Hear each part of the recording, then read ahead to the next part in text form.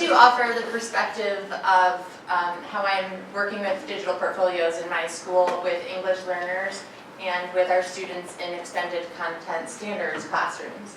That was one of the examples that was shared earlier, and obviously these students learn in a very different way and show progress in a very different way, but they are students and they can show growth as well.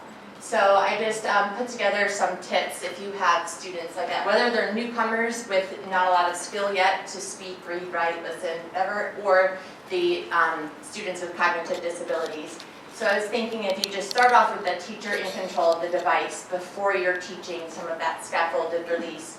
My friend Nathan in that video, he would pick up my device, go scrolling through everyone's samples from his class and talking about them. So I got him to a point where he was able to manipulate the device himself. Not every student I was able to get there. So if the teacher is in that lead position for some of those students like that, that's a good place to start. And taking pictures of them doing their work, even a completed work sample, and again, it might be a piece of clay, it might be something that to the regular ed students might be something more insignificant, but they are learning, and you have to kind of think about those smaller pieces of how they are showing their learning. But watching them doing IEP goals, doing activities in the class, our class, one time they planted a tree. I took a picture of the tree outside and then I added an audio recording with them later to talk about what they did. And then keep it simple. Think about one letter, one word, naming objects.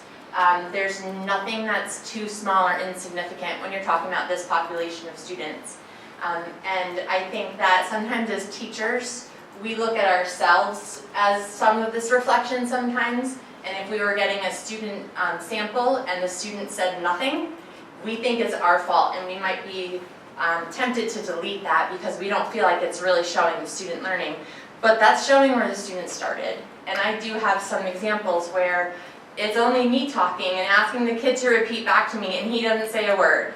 But rather than deleting it, saying, oh, this is nothing, I kept it. And then I have further examples where he is demonstrating that he's repeating me when I'm asking for him to repeat a word back to me.